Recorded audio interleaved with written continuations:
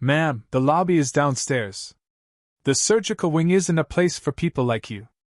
The words cracked through the polished hallway just after 7:40 on a cool Monday morning, loud enough to silence conversations outside the operating suites of St. Catherine Medical Center in downtown Chicago. Heads turned.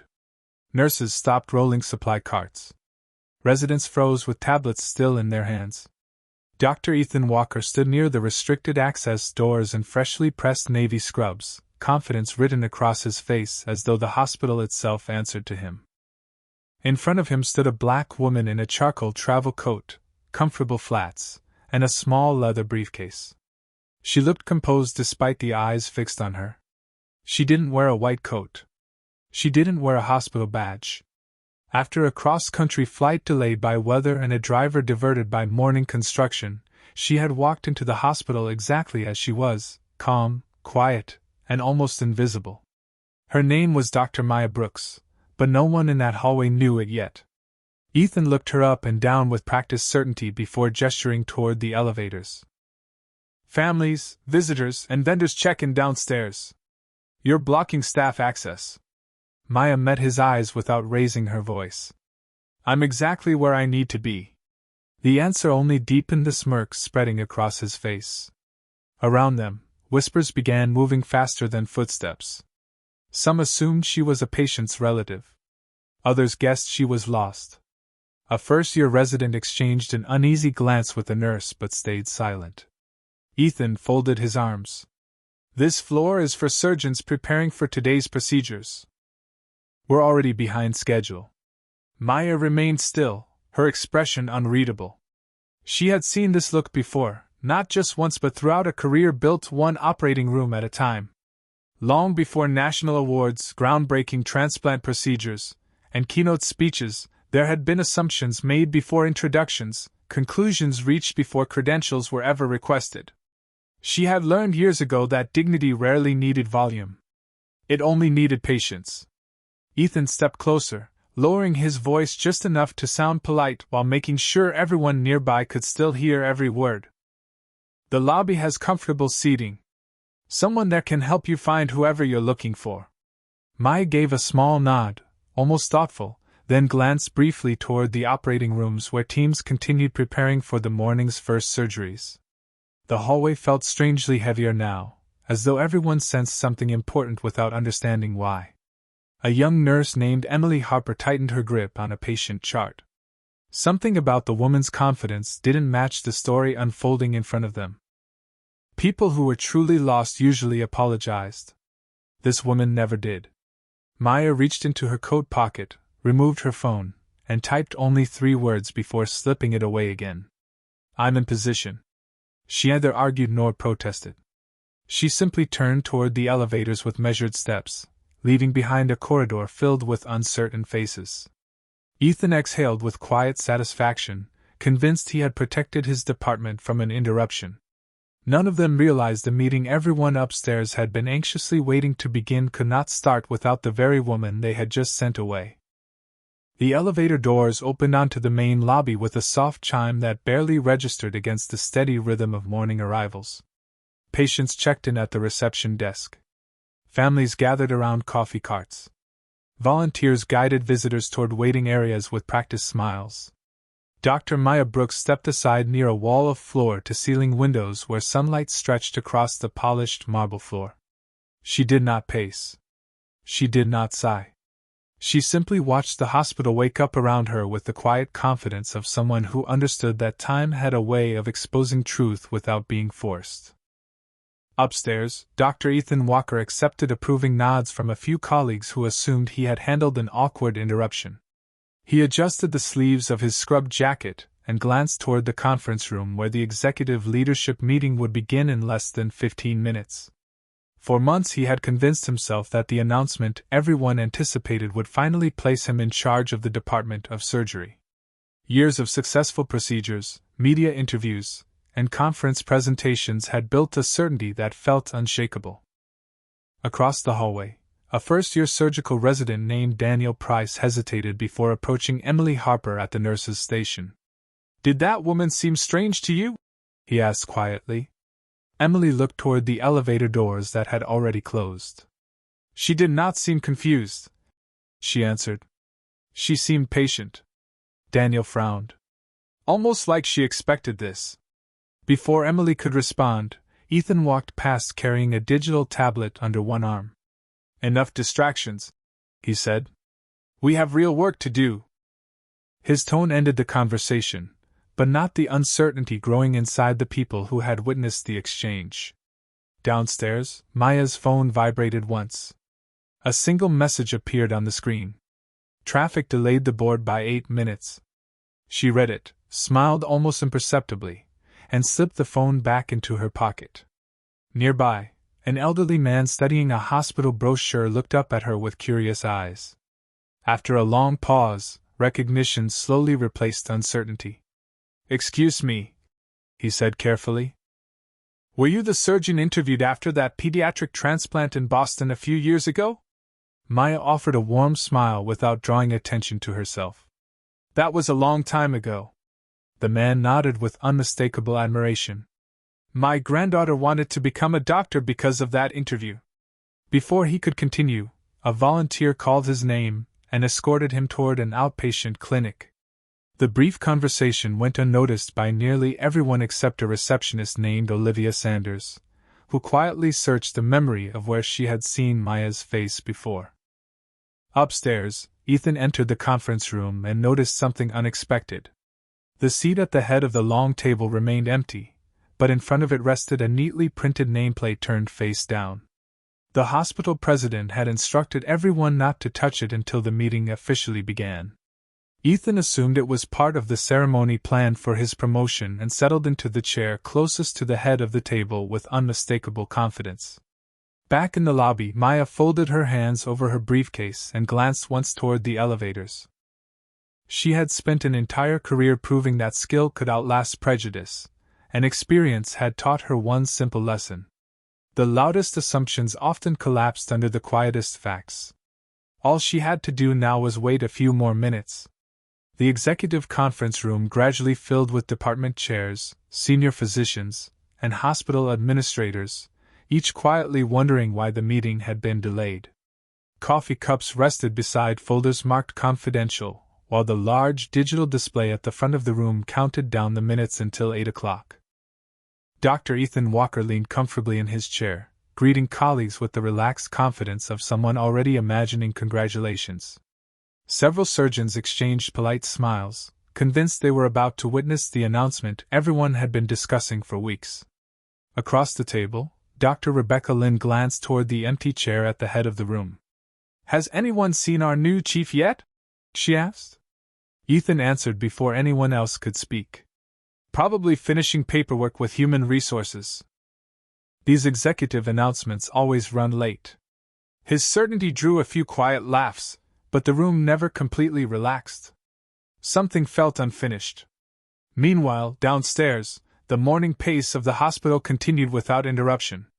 Dr. Maya Brooks remained seated near the lobby windows, observing doctors, nurses, patients, and families moving through the entrance with purpose. Every few minutes someone glanced at her, sensing she belonged there in a way that was difficult to explain. Receptionist Olivia Sanders continued thinking about the face she had recognized. Finally, she opened the hospital archive on her computer and searched for a nationally recognized transplant conference held 3 years earlier. Within seconds, a photograph appeared on her screen. Olivia's eyes widened. The woman sitting quietly across the lobby was standing beside the president of the American College of Surgeons, accepting one of the profession's highest honors. Olivia looked back toward Maya, then back to the photograph, hardly believing what she had found. Before she could say anything, her desk phone rang. It was the executive office. "Has Dr. Maya Brooks arrived?" the assistant asked urgently. Olivia hesitated for only a second before answering. "Yes. She is in the main lobby." There was a long silence on the other end. "Please tell her we are coming immediately." Olivia slowly placed the receiver back on its cradle, her heartbeat quickening. Upstairs, Ethan walked into the surgical preparation area after the meeting was delayed yet again. He noticed two residents discussing a complex trauma case scheduled for later that morning. One of them questioned whether the proposed procedure might create unnecessary complications. Ethan interrupted without hesitation. "Follow the plan exactly as written. We do not need second guesses today." At that same moment, Maya glanced toward a large monitor in the lobby displaying the day's surgical schedule. A brief clinical summary scrolled across the screen before changing to another page. Her expression shifted almost imperceptibly. She quietly recognized the details suggesting a different surgical approach might better protect the patient's long-term recovery. She said nothing. It was not her operation, and she had no intention of inserting herself into another team's work before the proper introductions had even taken place. Experience had taught her that authority carried greater weight when exercised with discipline rather than impulse. Back upstairs, Daniel Price found Emily Harper again. "I cannot stop thinking about that woman," he admitted. Emily nodded slowly. "Neither can I." Before either of them could continue, the elevators opened at the far end of the corridor. Hospital President Charles Bennett stepped out alongside members of the board of directors, each wearing expressions that immediately erased every casual conversation in the hallway. Instead of walking toward the conference room first, they all looked in exactly the same direction, toward the elevators leading back down to the lobby. President Charles Bennett pressed the elevator button only once, but every second that followed seemed unusually long. Beside him stood Chief Executive Officer Margaret Collins, 3 members of the board of directors, and the hospital's legal counsel, each exchanging puzzled looks after learning that Dr. Maya Brooks had never reached the executive conference room. Ethan Walker noticed the group gathering near the elevators and walked over with an easy smile. "Good morning," he said. "Everyone is waiting upstairs." Charles looked directly at him. "We know. We are looking for someone first." Ethan assumed they meant a delayed board member. "Can I help?" Margaret answered immediately. "Have you seen Dr. Maya Brooks?" Ethan paused for only a fraction of a second before shaking his head. "No, I do not believe she has arrived yet." Daniel Price and Emily Harper stood several feet away, quietly listening. Emily lowered her eyes, remembering the woman Ethan had dismissed less than 20 minutes earlier. Before she could speak, the elevator doors opened. The executives stepped inside, leaving Ethan in the hallway with an unexpected feeling that something no longer fit together. Down in the lobby, Maya remained exactly where she had been, sitting with perfect composure while reading a short briefing on her tablet. She had accepted leadership positions at world-renowned medical centers before, and every transition began the same way. New building. New people. New expectations. What differed this morning was not the hospital. It was how quickly assumptions had replaced introductions. She closed the tablet as Olivia Sanders approached the seating area with visible hesitation. "Dr. Brooks?" Olivia asked softly. Maya looked up with a reassuring smile. "Yes." Olivia's voice almost disappeared. "I owe you an apology. The executive office has been trying to find you." Maya gently shook her head. "You have nothing to apologize for." Before Olivia could answer, the elevator doors across the lobby opened again. Charles Bennett walked out first, followed closely by Margaret Collins and the entire executive leadership team. Conversations throughout the lobby gradually faded. Volunteers stopped pushing wheelchairs. Receptionists looked up from their computers. Visitors instinctively stepped aside as the executives crossed the marble floor with unmistakable purpose. Charles reached Maya first and extended both hands with genuine warmth. "Dr. Brooks," he said, "we are deeply sorry for the delay. We have all been waiting for your arrival." Maya stood and returned the greeting with quiet professionalism. "Good morning, Charles." Margaret smiled. "Welcome to St. Catherine Medical Center. We are honored you accepted our invitation." Several employees stared in disbelief. Olivia covered her mouth, realizing the woman who had been sitting alone near the windows was being welcomed as the most important guest in the building. At that exact moment, the elevator carrying Ethan reached the lobby. The doors slid open, and he stepped forward expecting an ordinary executive meeting. Instead, he found every member of hospital leadership gathered around the same black woman he had confidently sent downstairs only minutes earlier. He slowed without realizing it. Charles noticed him immediately. "Perfect timing, Dr. Walker," he said with an encouraging smile. "Please come join us. There is someone very important I would like you to meet before we begin this morning's announcement." Ethan forced a polite expression as he walked closer, but with every step the certainty he had carried all morning seemed to fade. Maya turned calmly toward him. She said nothing. She did not need to. Sometimes the truth arrived long before a single explanation was spoken. Charles Bennett stopped only a few feet from Ethan Walker, his expression warm and completely unaware of the uncomfortable silence spreading through the lobby. "Dr. Walker," he said, "I believe you have not had the opportunity to meet Dr. Maya Brooks." Ethan extended his hand automatically, his confidence replaced by visible uncertainty. Maya accepted the handshake with calm professionalism. There was no anger in her face, no satisfaction, only the steady composure that had followed her through decades inside operating rooms where emotions could never be allowed to outweigh judgment. Ethan searched her expression for some clue that she intended to mention what had happened upstairs, but she simply released his hand and offered a polite smile. "Good morning, Dr. Walker." Those 4 words unsettled him more than any accusation could have. Margaret Collins glanced toward the elevators. "Everyone is waiting upstairs. Let us begin." As the executive group started walking together, hospital employees instinctively stepped aside. Conversations that had filled the lobby only moments earlier faded into whispers. Olivia Sanders watched in disbelief while Emily Harper and Daniel Price stepped out of another elevator just in time to witness Maya walking beside the president and chief executive officer, as though she had belonged there all along. Daniel quietly leaned toward Emily. "We knew something was different about her." Emily nodded without taking her eyes off Maya. "She never acted like someone trying to prove herself. She acted like someone waiting for everyone else to catch up."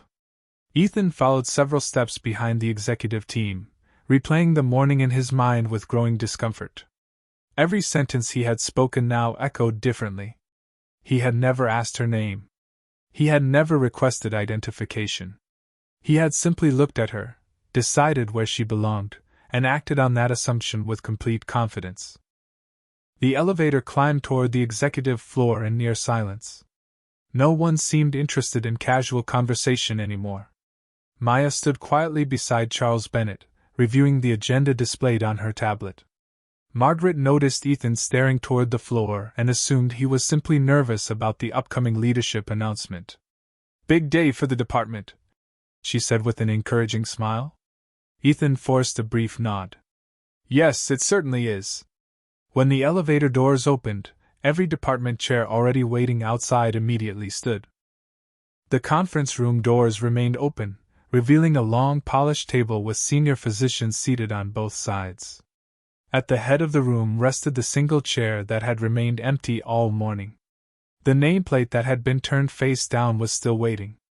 Charles walked directly toward it and gently rotated it until the engraved letters faced the room. A quiet wave of surprise moved from one end of the table to the other, as everyone read the same name. Dr. Maya Brooks. Ethan felt his heartbeat quicken. Across the room several surgeons exchanged confused looks before quickly recognizing the name from medical journals, national conferences, and groundbreaking research that had transformed surgical education across the country. Rebecca Lynn whispered almost to herself, "The Maya Brooks?" Charles smiled as though the answer needed no explanation. Maya walked toward the chair without hesitation while every eye followed her. Ethan remained standing where he was, realizing that the woman he had confidently redirected to the lobby had not arrived looking for permission to enter the department. She had arrived to lead it. The room remained silent for several long seconds after Maya Brooks took her seat at the head of the conference table. The silence was not uncomfortable. It carried the unmistakable weight of realization.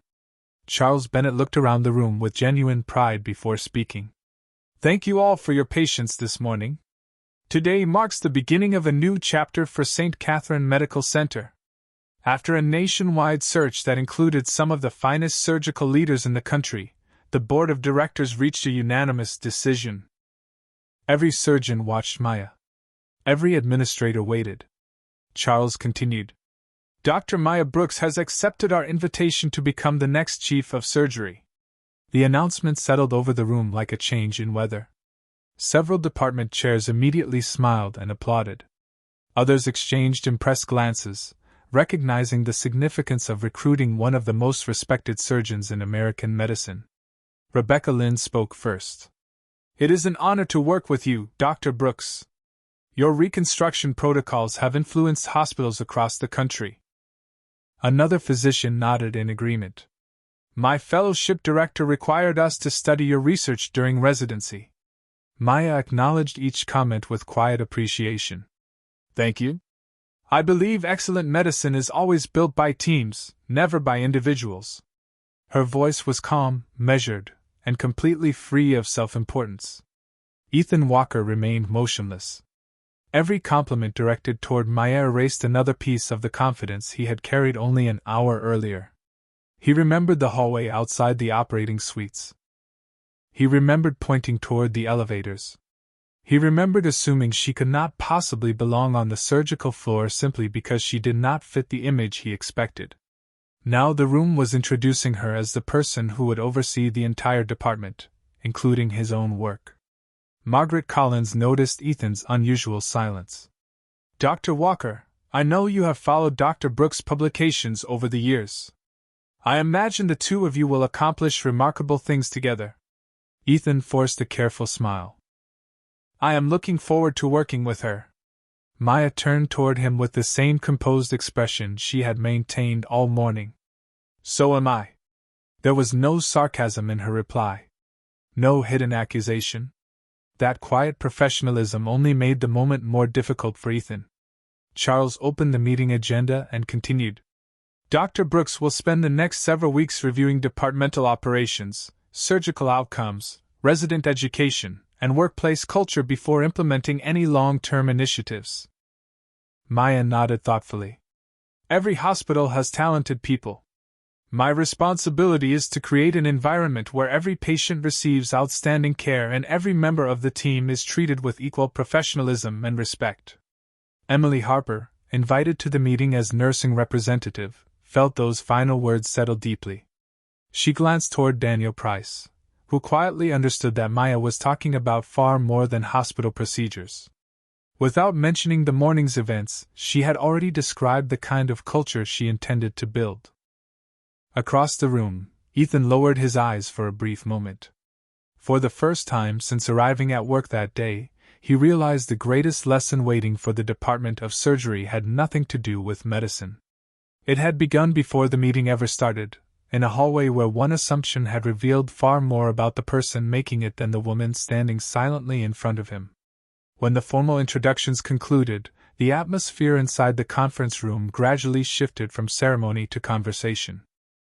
Department leaders began discussing staffing, surgical schedules, research priorities, and residency programs.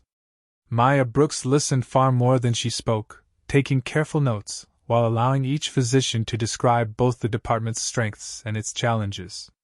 She asked thoughtful questions that revealed a deep understanding of complex hospital systems without interrupting anyone or trying to impress the room. Every answer she gave was concise, practical, and centered on patient care. Charles Bennett watched with quiet satisfaction. This was exactly why the board had recruited her. Leadership, he believed, was measured less by authority than by the ability to make everyone else feel heard. As the meeting continued, Maya requested copies of recent quality reports, employee engagement surveys, surgical outcome data, and patient satisfaction reviews. Margaret Collins smiled. Most new department chiefs spend their first week learning the layout of the building. You are already planning the next 5 years. Maya returned the smile politely. Every decision inside a hospital affects someone's family. I prefer to understand everything before changing anything. Several department chairs nodded in agreement. Ethan Walker remained unusually quiet, listening as colleagues praised Maya's collaborative approach. The confidence that had once filled his posture had been replaced by careful restraint. He wanted to convince himself that the morning misunderstanding had been nothing more than an unfortunate mistake, yet every passing minute made that explanation feel less convincing. He remembered how quickly he had judged her without asking a single question. Across the table, Daniel Price admired the calm rhythm of the discussion. He had expected a nationally recognized surgeon to dominate the room. Instead, Maya invited others to contribute before offering her own perspective. Emily Harper noticed something similar. The people around the table were already beginning to speak differently, less defensively and more openly, simply because the new leader created space for conversation instead of competition. Near the end of the meeting, Charles stood once again. "Before we adjourn, there is one final matter. Dr. Brooks requested complete access to our culture assessment reports before accepting this position.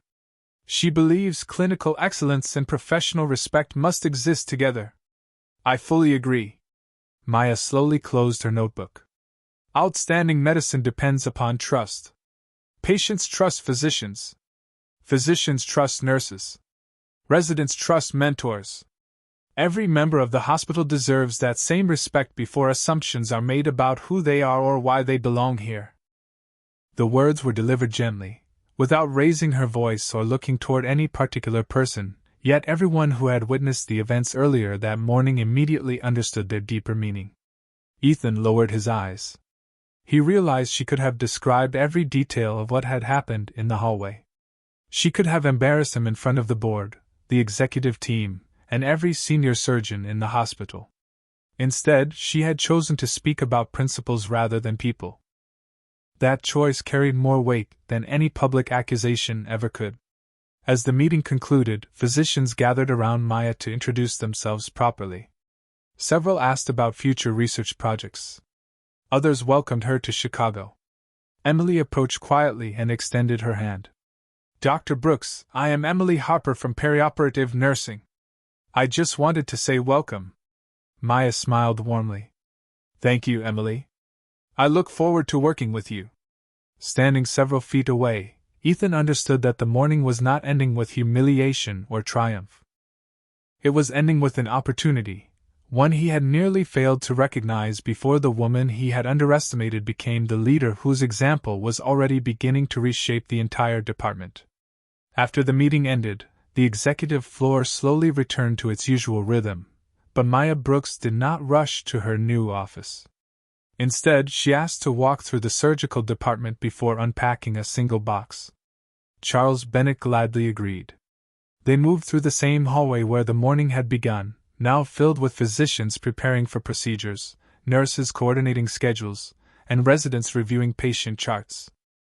The polished floors looked no different than they had an hour earlier, yet everything felt changed. People greeted Maya with respect now because they knew her title. She acknowledged every greeting with the same calm smile she had worn before anyone recognized her. As she passed the operating suites, an unexpected memory surfaced with remarkable clarity. 22 years earlier she had stood outside another operating room as a first-year surgical resident in Baltimore. She had arrived before sunrise carrying anatomy notes and a cup of coffee, determined to prove she belonged. A senior physician had glanced at her plain blue scrubs and quietly asked whether environmental services had finished preparing the room.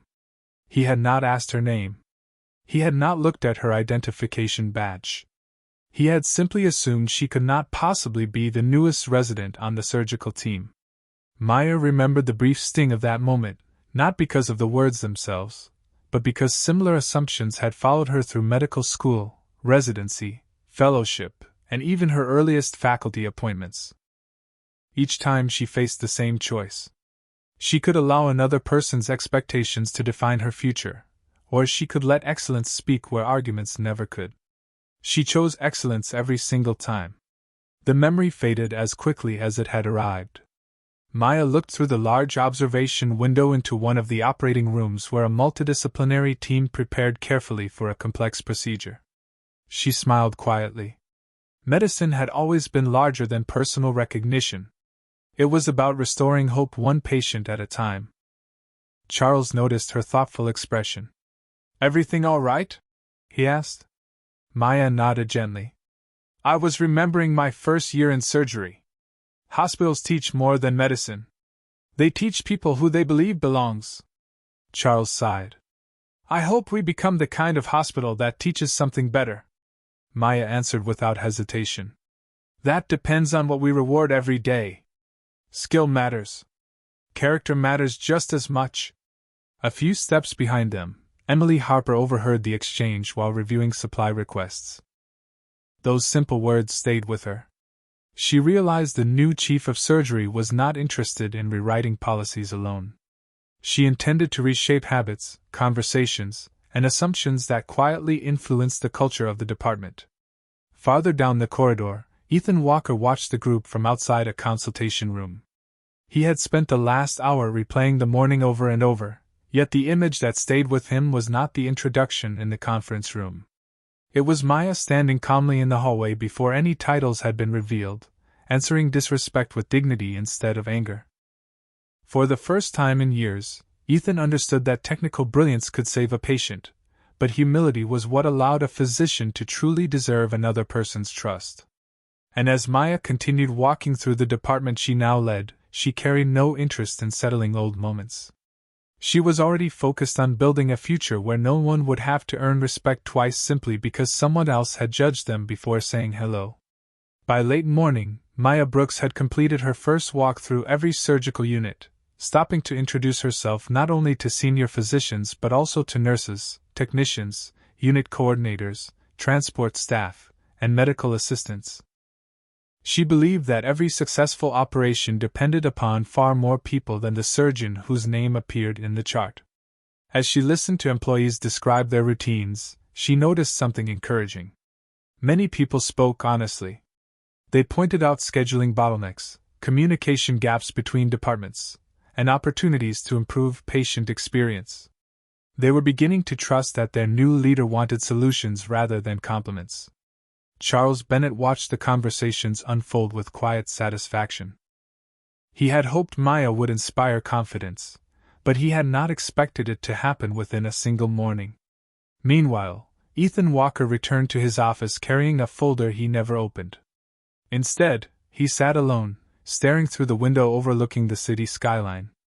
Every achievement hanging on his office wall suddenly felt incomplete. Awards recognized technical skill. Certificates acknowledged years of study.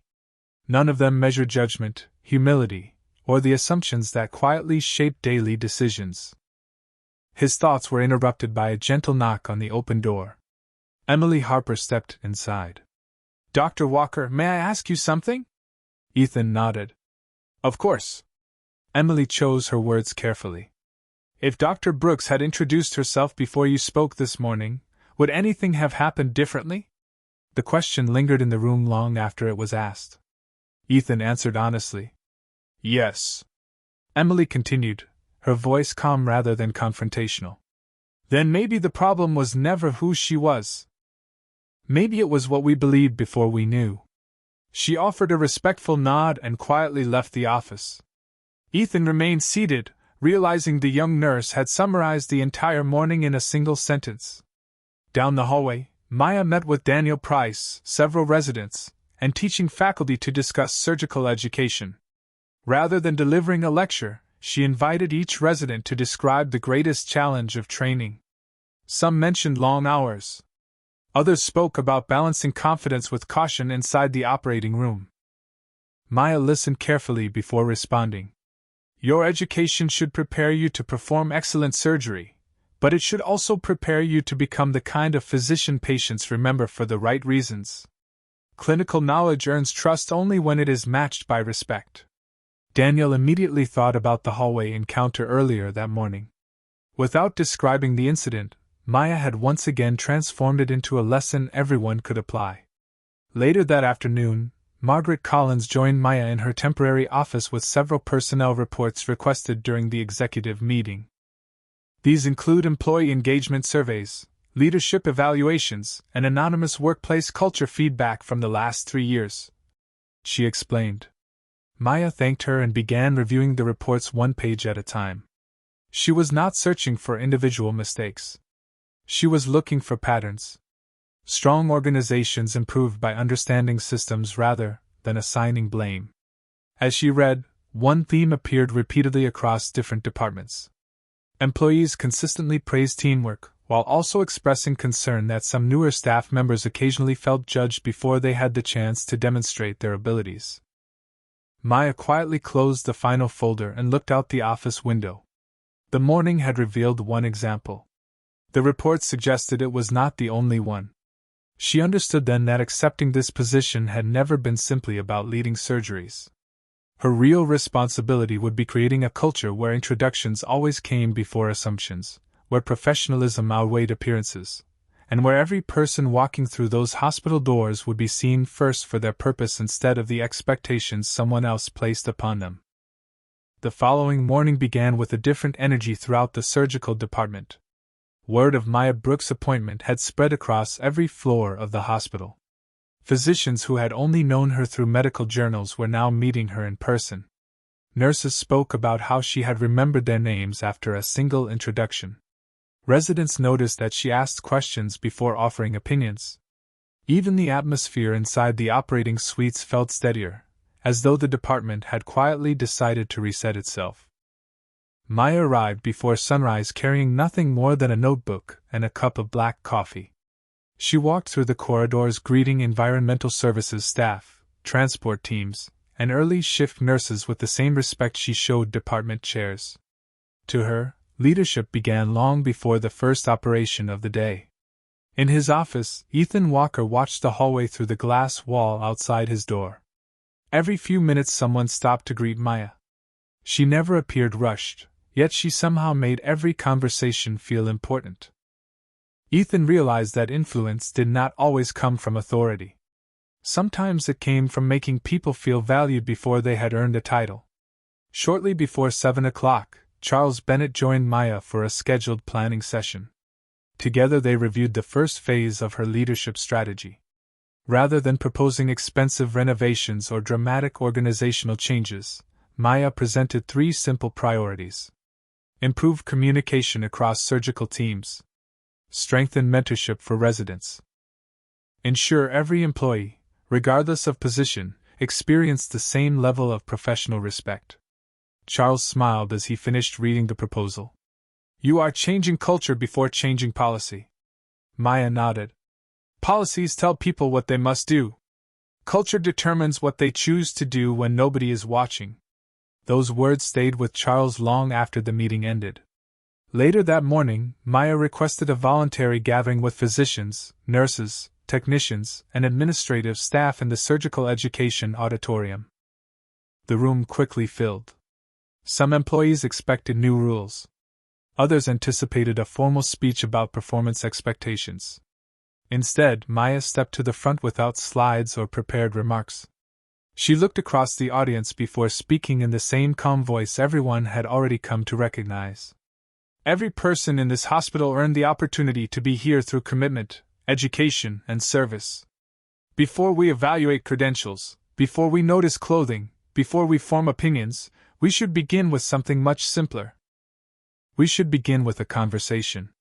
The room remained completely still. No one interrupted. Maya continued.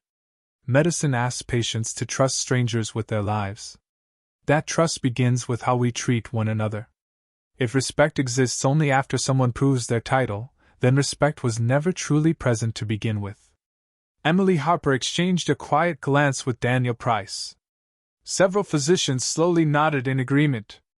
Ethan stood near the back of the auditorium, listening without attempting to hide. Maya never mentioned the hallway. She never described what had happened on her first morning. She transformed the experience into a lesson that belonged to everyone instead of directing it toward one individual.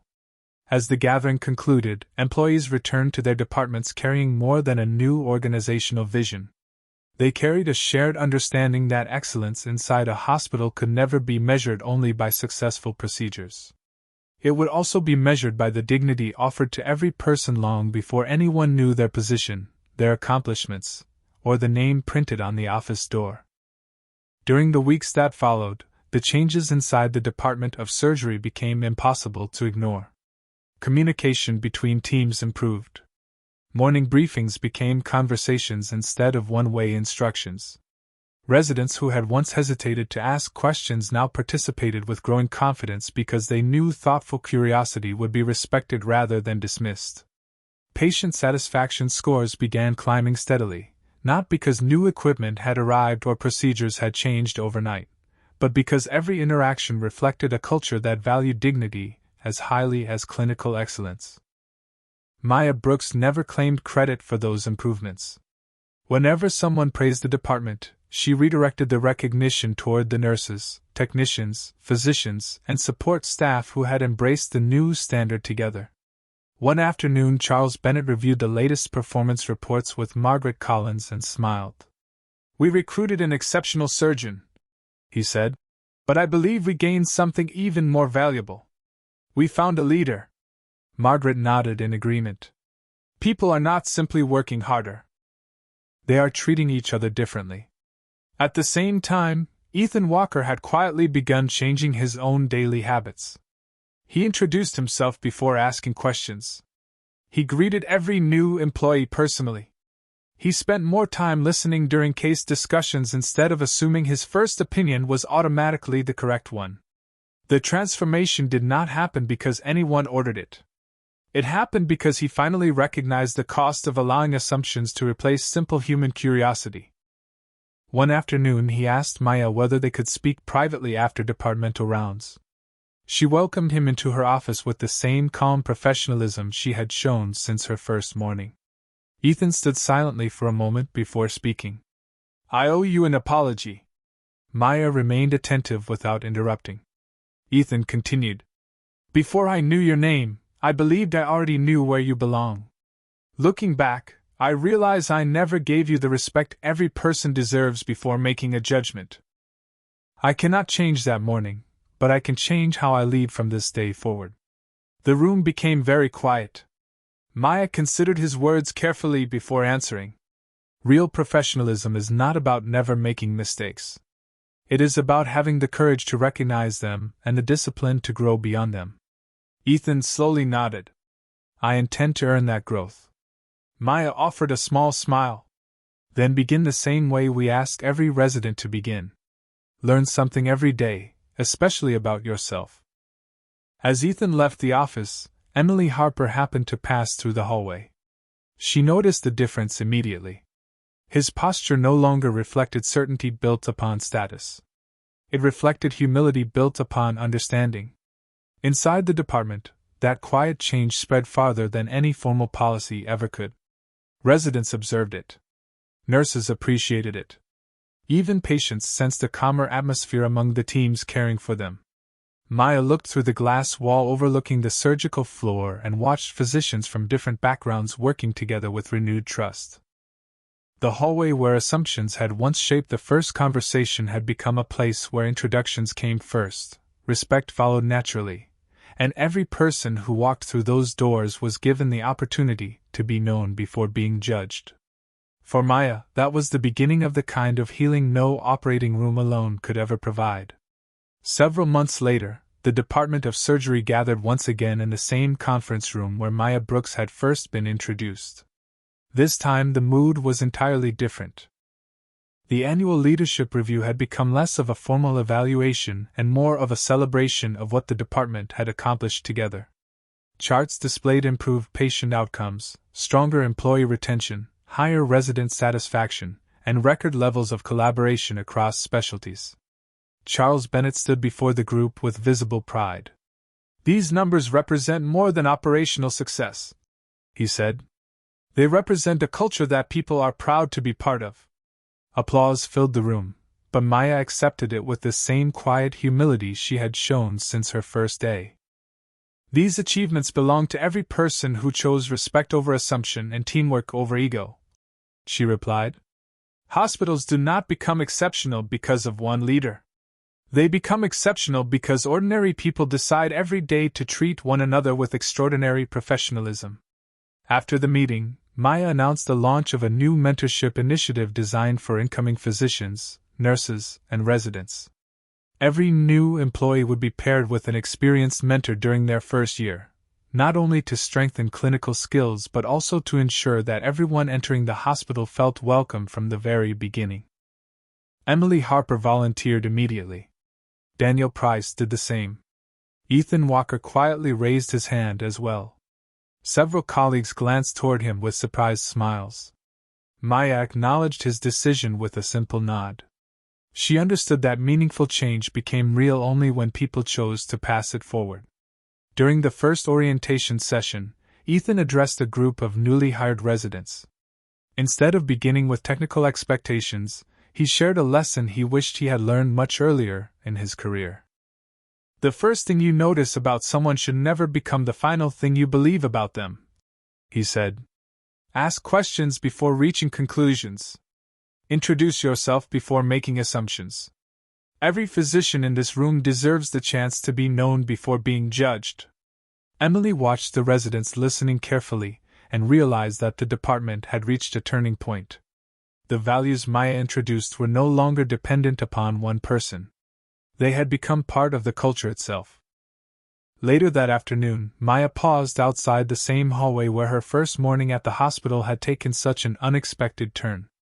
Doctors, nurses, environmental services staff, volunteers, and patients moved through the corridor together with quiet purpose.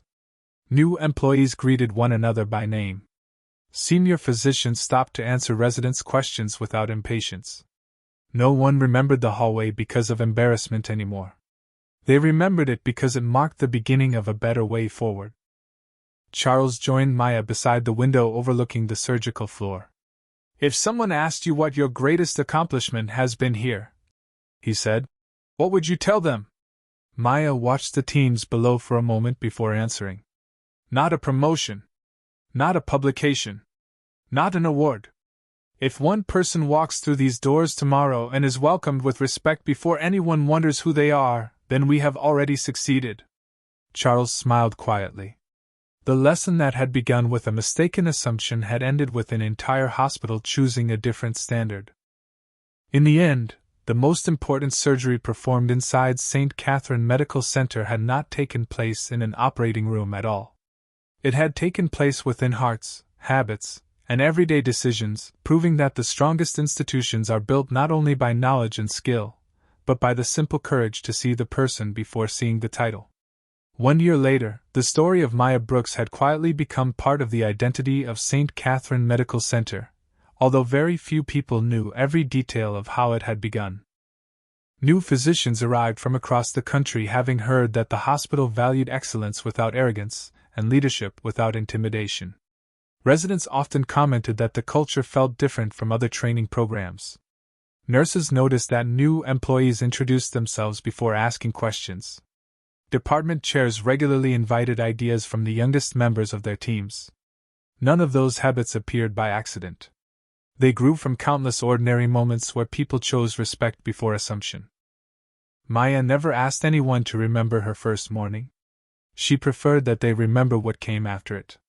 One afternoon she paused near the same entrance to the surgical floor where she had once been redirected without anyone asking her name. The hallway looked exactly as it had on that first day, yet everything about it felt different. A young black medical student wearing a visitor badge stood outside the operating suite studying a schedule while looking understandably nervous before beginning an observation rotation. Before the student could wonder whether she belonged there, 3 different physicians greeted her warmly, introduced themselves, and offered to help her find the correct conference room. Emily Harper smiled as she watched the exchange. Daniel Price, now finishing his residency, walked over and welcomed the student as though they had known each other for years. Maya quietly observed the moment without interrupting. This was the future she had hoped to build. Not one where people remembered her title, but one where no talented person would have to carry the unnecessary burden of proving they deserved basic respect before having the chance to introduce themselves. Ethan Walker joined her by the window overlooking the corridor. You were right, he said softly. Changing a department was never really about changing procedures. Maya smiled gently. Procedures save lives. Character shapes every life we touch before and after the procedure. Ethan nodded thoughtfully. I almost missed that lesson. Maya looked toward the young student laughing with her new mentors. The important part is that you did not. Later that evening, as the last rays of sunlight reflected across the hospital windows, Charles Bennett prepared the annual message sent to every employee. He ended it with a sentence inspired by the transformation he had witnessed over the past year. Great hospitals are measured not only by the lives they save, but by the dignity they protect every single day. Maya read the message before it was distributed and quietly returned it with one final suggestion. Charles smiled after reading her handwritten edition and included it exactly as she had written it. The next morning, every employee received the same closing words. Respect should never depend on a title, a uniform, an appearance, or the color of someone's skin. It should be the first thing we offer and the last thing we take away. And somewhere in the steady rhythm of another ordinary day inside St. Catherine Medical Center, those words stopped being a mission statement and became the way people chose to live, proving that the strongest form of leadership never begins with power. It begins with seeing the humanity in another person before seeing anything else.